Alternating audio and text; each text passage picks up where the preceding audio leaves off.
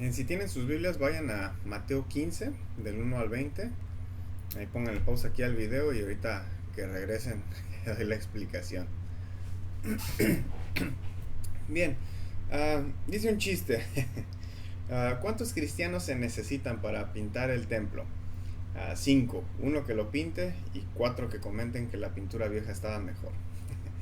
Usualmente en la iglesia llegamos a hacer cosas por tantos años que se convierten en parte de nuestra identidad, parte de nuestra tradición, al punto que cuando alguien sugiere un cambio, usualmente se le impide hacerlo porque es que nunca hemos hecho las cosas así. Ahora, con esto no digo que siempre debemos estar innovando. Hacer algo nuevo solo por hacer algo nuevo, pues puede ser igual de estéril que tener una costumbre solo por tener una costumbre. Hay gente que le gusta hacer las cosas de la misma manera día con día, mes con mes, año con año, lo cual pues no es bueno tampoco. Pero hay también gente que nunca quiere hacer lo mismo dos veces, quieren cambios constantemente y eso tampoco es bueno. Tales preferencias personales son un fundamento pobre cuando se trata de tomar decisiones sabias. El problema que vemos aquí entre los fariseos y el grupo de Jesús no necesariamente es que los de Jesús estaban haciendo algo nuevo en lugar de la forma tradicional. Más bien era que no estaban siguiendo la tradición de purificación que tenían para antes de comer. Pero estos hombres, los fariseos y escribas, precisamente viajan desde Jerusalén hasta Galilea porque tienen una alerta roja, ¿no?, con respecto a Jesús. ¿Por qué? Porque Jesús está encabezando un movimiento peligroso. Está diciendo y está haciendo cosas nuevas que, como vimos en predicaciones pasadas, al igual que Juan el Bautista, está retando las cosas actuales, incluso al imperio romano.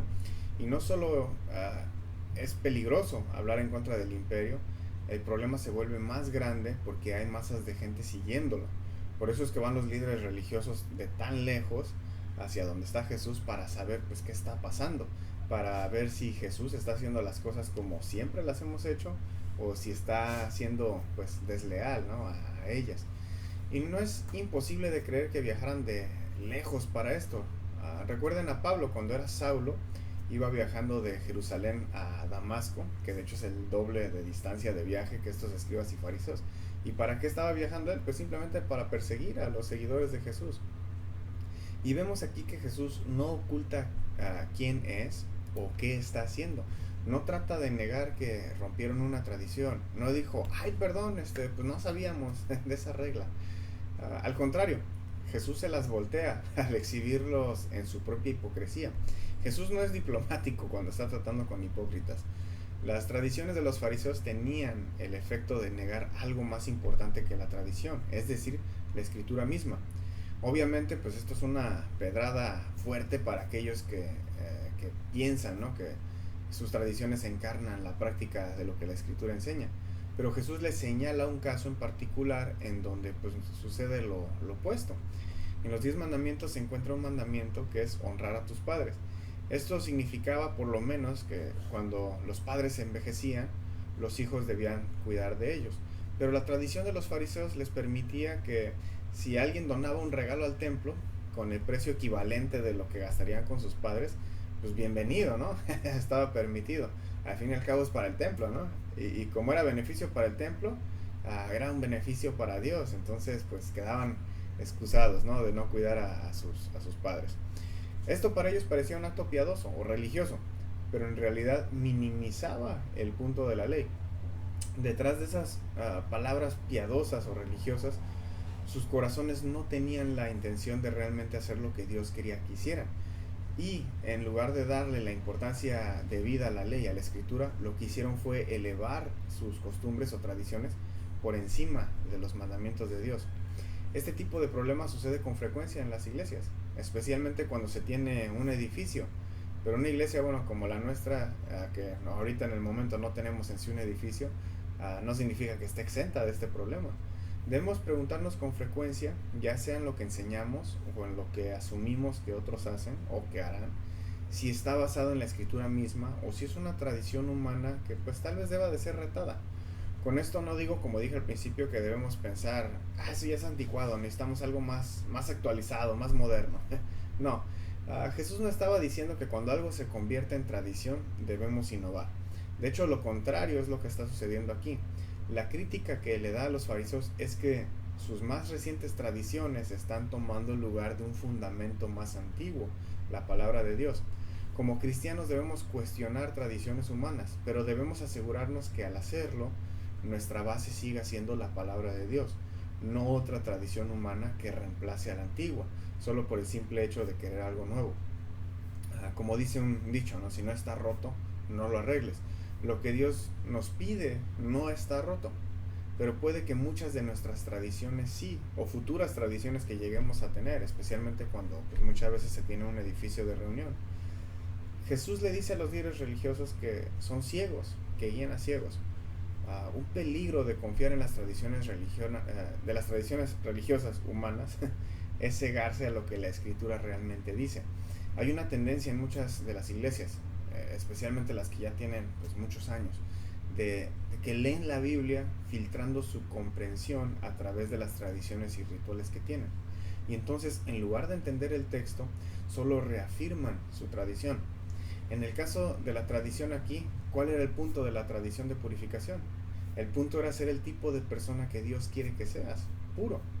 Pero alguien puro no solo en la superficie, sino pues en el fondo de la personalidad.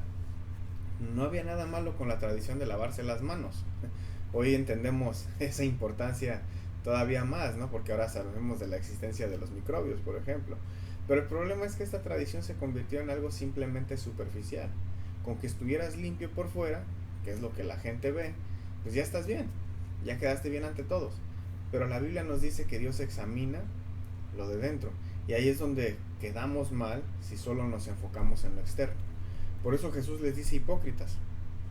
La palabra hipócrita es una palabra griega que significa actor. Un actor en los anfiteatros actuaba a diferentes personajes y solamente cambiaba de máscara, ¿no? Para salir al escenario. Jesús lo que les estaba diciendo es que al limpiarse por fuera están actuando como si por dentro estuvieran limpios, y no era así.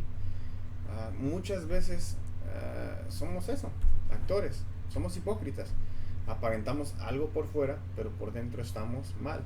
Por eso Jesús dice que lo que entra por la boca no es lo que contamina al hombre. Eso entra, se va al estómago y se elimina. En el griego literalmente, ¿no? Dice algo así como se va a la letrina. Se va al poporrum. ¿Qué es lo que contamina al hombre? Pues lo que está dentro y que eventualmente sale por la boca. Jesús da aquí una lista corta de cosas que muchas veces tenemos dentro y que salen en acciones eventualmente. Todo pecado que hacemos tiene su origen en un pensamiento. Y dice él en la lista: malos pensamientos, homicidios, adulterios, fornicaciones, robos, falsos testimonios, calumnias. ¿De qué sirve tener las manos limpias si tus acciones son esta lista? Y ese es el punto de lo que luego hablamos con respecto a nuestra vocación, ¿no? El cuidar y servir a otros. Noten cómo el pecado no se trata de algo que yo hago, que a Dios no le guste y ya. Todas esas cosas que Jesús mencionó frenan nuestra vocación, porque no son cosas que nos afectan a nosotros, son cosas que afectan a los demás. Esta lista son cosas que rompen la armonía de la comunidad. Si tengo malos pensamientos con respecto a alguno de ustedes, ¿nos vamos a llevar bien? Pues no. Si mato a alguno de ustedes, bueno, pues ahí definitivamente se rompe la comunidad, porque me acaban llevando a mí a un lugar donde ya no me puedo juntar con ustedes, y obviamente no me puedo juntar con el que maté, ¿no? Ya está muerto. Si por ejemplo tengo sexo con alguien que no es mi esposa, definitivamente estoy rompiendo mi comunidad con mi esposa y con la iglesia. Si estoy teniendo sexo sin estar casado, lo único que hago es hacer uniones y desuniones cada que cambio de pareja. Sería una persona que constantemente rompe relaciones, y eso rompe comunidades. Si robo a alguien, probablemente esa persona no quiere saber nada de mí. Si miento y hago chismes de alguno de ustedes, se rompe esa unión que tenemos. ¿Se dan cuenta cómo el pecado rompe la comunidad?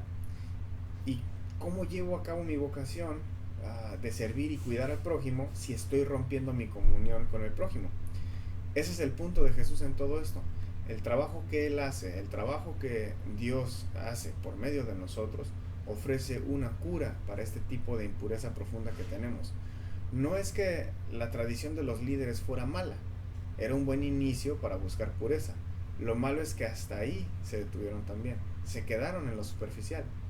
Es aquí donde debemos pensar cada quien. ¿En qué nos hemos quedado en lo superficial? ¿En qué estamos siendo hipócritas? ¿En qué damos apariencia de pureza, pero por dentro estamos podridos? Al observar nuestros corazones, nuestros pensamientos, nuestras intenciones y las palabras que hablamos, ¿qué dice de nuestra pureza? Y si lo que sale de nuestra boca no es muy puro que digamos, ¿qué es lo que vamos a hacer al respecto para cambiarlo? Que Dios los bendiga.